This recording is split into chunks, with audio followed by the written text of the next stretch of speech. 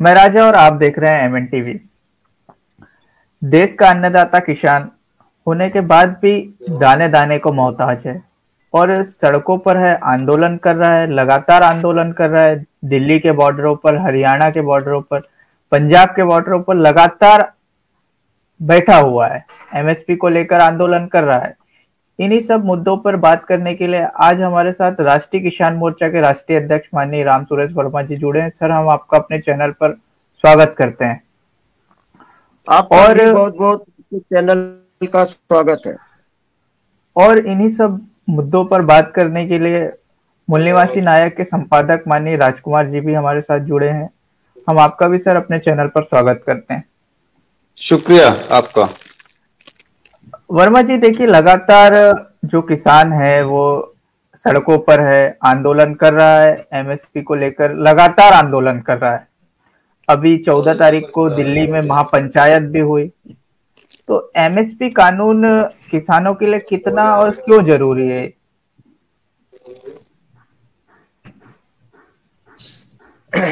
MSP का मतलब ही है किसानों को उनके उपज का, उनके उत्पादित मालों का कम से कम रेट पर उनकी जरूरत से जो भी ज्यादा वस्तुएं उत्पादित है, साल भर सरकार के द्वारा निर्धारित मूल्य पर खरीद लेना। और ये एमएसपी की गारंटी सरकार लोकसभा राज्यसभा में कानून बनाकर देना नहीं चाहती है। 56 साल की बूढ़ी कांग्रेस ने भी नहीं दिया। और ये जो बहुमत की, सबसे ज्यादा लोकतंत्र के बहुमत की सरकारें भी नहीं दे रही है, जबकि इनके एजेंडे में था। तो किसान अपना हक मांग रहा है, ये देना नहीं चाह रहे, जिसकी वजह से ये दिल्ली अपनी बात कहने जा रहे थे, भारत सरकार को अपनी दुख लेकर जा रहे थे, लेकिन सरकार सुनने को राजी नहीं था, जिसकी वजह से ये दिल्ली पहुंचने के पहले पुख्ता इंतजाम कर दिया था। ये बैरिंग का काम, काटा कीली कर, अभी आप हाल का ही देखोगे कि ये रामलीला ग्राउंड दिल्ली में किसान पहुंचने से पहले वहां सीवर का पानी भरा दिया गया। तो बहुत ही किसानों के साथ अन्याय अत्याचार हो रहा है। इसका ये इस समय का मामला है। सर, वर्मा जी लागू होती है तो उसके बाद 100% खरीदारी होगी किसानों को फसलों में?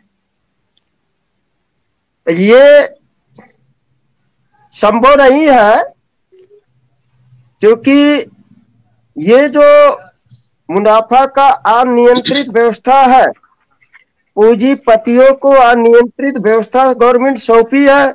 गवर्नमेंट पूंजीपतियों के अनियंत्रित मुनाफे से ही बनती है।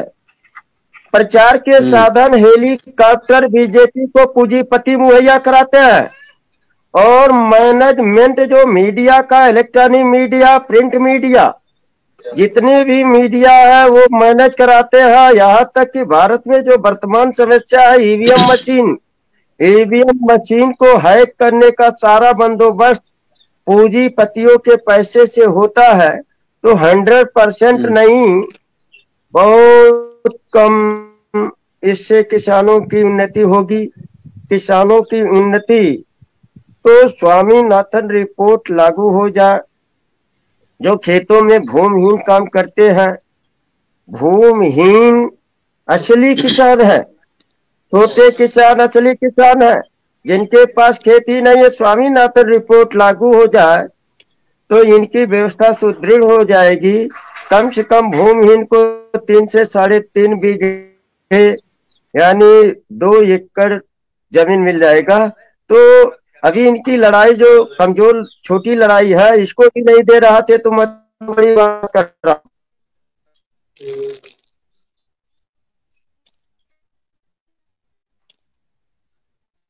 बताइए, और कोई सवाल? हाँ वर्मा जी। हेलो वर्मा जी, आप किसान नेता हैं, अभी आपने जिक्र किया है ईवीएम का, तो क्या ईवीएम से किसानों को फायदा है या नुकसान है? क्या कहना चाहते हैं इस पर आप? वोट का अधिकार, वोट का अधिकार ईवीएम छीनती है। एक ही किसान को, मजदूरों को, सारे लोगों का वोट का अधिकार ही अधिकार संपन्न बनाने का अधिकार है, जो भारत में लागू ही नहीं है पूर्णतया ईवीएम की वजह से। तो ईवीएम का बंदोबस्त करना होगा, ईवीएम निपटाने का बंदोबस्त करना होगा और बैलेट पेपर वापसी लाना होगा। अच्छा, एक और सवाल है, अभी आपने एमएसपी को लेकर के जो बातें कही है, लेकिन एमएसपी जो कानून है 1967 में, तो ये पहले से ही लागू है। ओरल लागू है, ओरल लागू है। 1955 का जो कंट्रोलिंग की व्यवस्था है उसमें एमएसपी है, लेकिन पूर्णतः वो कानून बना करके नहीं मिला अभी जी। मेंबर ऑफ पार्लियामेंट में, राज्यसभा में इसका कानून बन जाए और राष्ट्रपति मुहर लगा दे तब ये पक्का होता। अभी पक्का नहीं है, वो ओरल था जी। वर्मा जी, पीएम फसल बीमा योजना में किसानों को जो फायदा है हो रहा है, तो आप किस प्रकार देखते हैं? फसल बीमा तो अच्छी स्कीम है, पर अनुपालन अच्छा नहीं होता है। किसान क्रेडिट कार्ड जो होता है, किसान कर्ज पर खेती करने के लिए बैंक से कर्ज पाता है, उसमें तो मनमर्जी से काट लेते हैं। जो किसानों का क्षति होता है ओलावृष्टि से, अति बारिश से, सूखा से, आग से, किसी प्रकार से दैवीय आपदा से, तो उसका जो लागत मूल है प्लस मुनाफा मिलना चाहिए, नहीं मिला भारत सरकार के द्वारा। ना तो यूपीए की सरकार दिया, नहीं रहा। मुझे नहीं है कि किसी कारण से इंडिया आ जा तो देगा, देंगे नहीं ये लोग। किसान का राज, इसके लिए किसान का राज होना चाहिए। वर्मा जी, जी किसानों के ऊपर बैंकों के भी कर्ज हैं, साहूकारों के भी कर्ज हैं, लेकिन सरकार जो है पूंजीपतियों की कर्जा माफ कर रही है। इस पर आप कुछ कहना चाहेंगे? असंगठित ताकत है किसान असंगठित है, या जो कथित किसान नेता है वो उन दिखावे छलावे के लिए किसानों का नाम पर आंदोलन चलाते हैं। वास्तव में जो किसान का सच्चा हितैषी संगठन है, जो दोस्त दुश्मन का पहचान करके देश में लड़ाई लड़ रहा है, उसको गुमराह करने के लिए ये जो आप देख रहे हो तामझाम हो रहा है। तो किसान दुश्मन को पहचान करके फुले जी की दो बात मान ले। फुले जी ने कहा था किसानों के दो दुश्मन, सेठ जी और भट्ट जी। किसान का कोड़ा पढ़ ले, गुलामगिरी पढ़ ले, और फिर पढ़ करके अपने हक अधिकार, भूमि फसल नस्ल बचाने के लिए संगठित हो जाए तो संभव है। नहीं तो जो दुश्मन है उसी के साथ लड़ाई लड़ते हैं, मिलकर के किससे लड़ते हैं स्पष्ट नहीं हो रहा। तो मैं स्पष्ट कर देना चाहता हूँ, एकलौता राष्ट्रीय किसान मोर्चा है जो दुश्मन को बाहर करके, यानी 3.5% ब्राह्मण ही किसानों का असली दुश्मन है। कांग्रेस ब्राह्मणों की पार्टी, भाजपा ब्राह्मणों की पार्टी, सीपीआई सीपीएम ब्राह्मणों की, तृणमूल ब्राह्मणों से, राष्ट्रवादी कांग्रेस ब्राह्मणों की, बचे कुचे यूपीए एनडीए इंडिया के गठबंधन में शामिल पार्सल लोग ये किसानों के हितैषी नहीं है, ज्यादा पूंजीपतियों के हितैषी है, दुश्मन है किसानों को। तो इनसे पिंड छोड़ाना चाहिए। राष्ट्रीय किसान मोर्चा का प्लेटफॉर्म भारत व्यापी है, कल्याण होगा, किसानों का पावर आएगा, सबको न्याय देगा। वर्मा जी, जैसे कि आप देख रहे हैं अभी जो है भारत में सीए लागू कर दिया गया है, सीए से किसानों को क्या नुकसान है?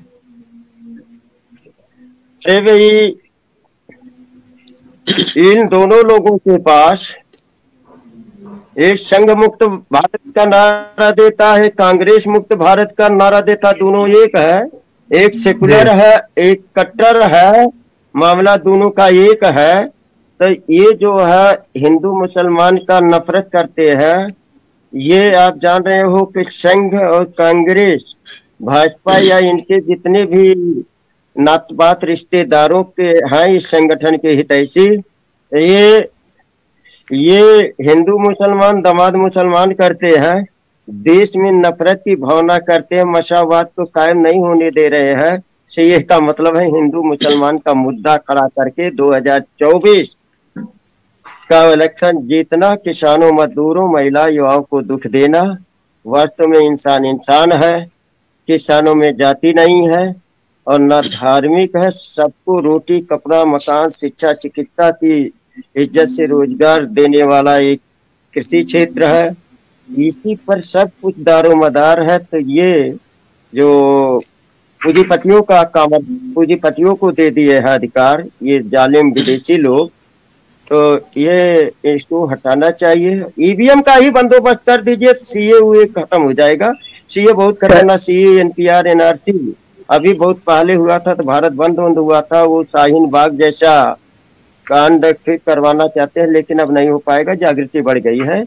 ये हिंदू मुसलमान का अब इनका फसाद जो कराने का मनता है, जो मूल निवासी उनको विदेशी बनाने का जो है, इसके ये इनका हवा निकाल देंगे हम लोग भारत में जागृति कर रहे हैं, 6 लाख गाँव में जागृति कर रहे हैं। अखिली भारत गाँव बसता है, गाँव में कर रहे हैं।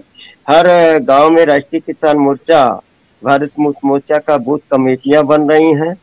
तो हमारे समविचारी संगठन 90 हैं, तो हम लोग अभी 10 का ही टारगेट लिए हैं कि एक गांव के बूथों पर 11 समविचारी संगठनों का 11 का संगठन, एक का 11, 10 का 110, 110 गुणे